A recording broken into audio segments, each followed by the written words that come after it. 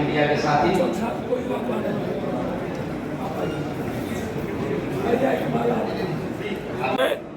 जब देश के सारे लोग कल राहुल गांधी जी भारत जोड़ो यात्रा पर 5 महीने के लिए कश्मीर से, कन्याकुमारी से कश्मीर निकल रहे। बिहार के मुख्यमंत्री बाबू जगजीवन राम जी का जो बिहार को लेकर सपना था पीएम का, और बाबू जगजीवन राम के बाद जो सबसे शक्तिशाली लीडर हमारे यहाँ ललित नारायण मिश्रा जी,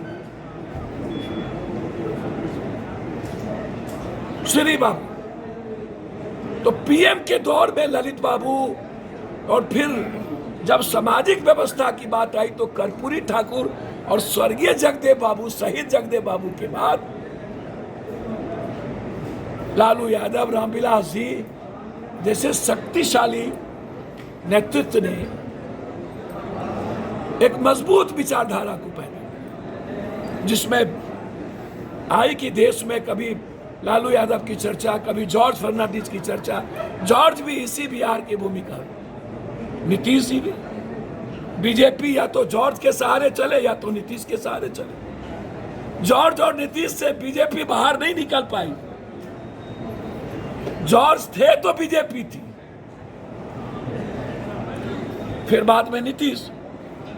तो आज नीतीश जी, जब लालू जी अस्वस्थ हो गए और इन सामंतवादियों ने घेर लिया, तो नीतीश जी ने अपनी बेहतर ईमानदार छवि को बचा के रखा, जहां डर और आतंक का माहौल, नफरत का माहौल उसके भीतर नहीं है।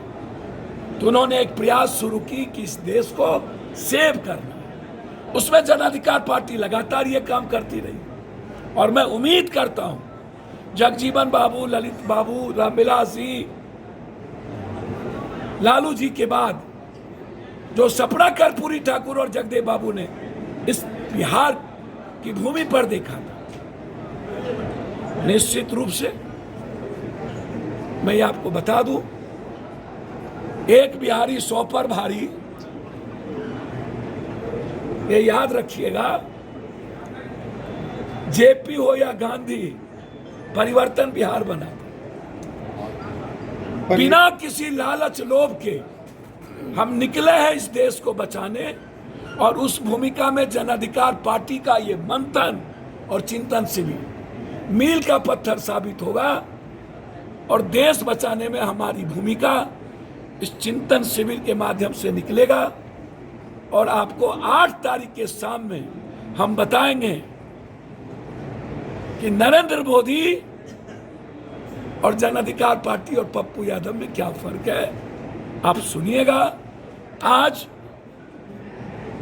हम अभिवादन करते हैं गया के अध्यक्ष, हमारे किसान नेता और यहाँ के सभी युवा शिक्षक, सभी प्रदेश महासचिव, पूर्व अध्यक्ष, सभी साथियों का, कि जिन्होंने पूरे बिहार के प्रबुद्ध साथियों को, संघर्षशील साथियों को सजाने का काम किया। और यहां से बुद्ध की धरती से हम संदेश देंगे। बुद्ध ने जो संकल्प लिया था 2 धर्म का, बुद्ध और महावीर की 2 धर्म इस कंट्री में, वैशाली के बाद, लक्ष्मी के बाद, यदि 2 धर्म की दुनिया में स्थापना हुई थी तो महावीर और बुद्ध के रूप में बिहार में। और आज उसी आर्थिक सामाजिक समरसता के धर्म का और आम आदमी तक की फ्रीडम को हम बुद्ध की नगरी से शुरुआत करेंगे, और ये आवाज 2024 और 25 तक बन के जाएगा। इसीलिए हम प्रबुद्ध साथी यहाँ उपस्थित हैं, और मंथन भी होगी, चिंतन भी होगा और प्रशिक्षण भी होगा।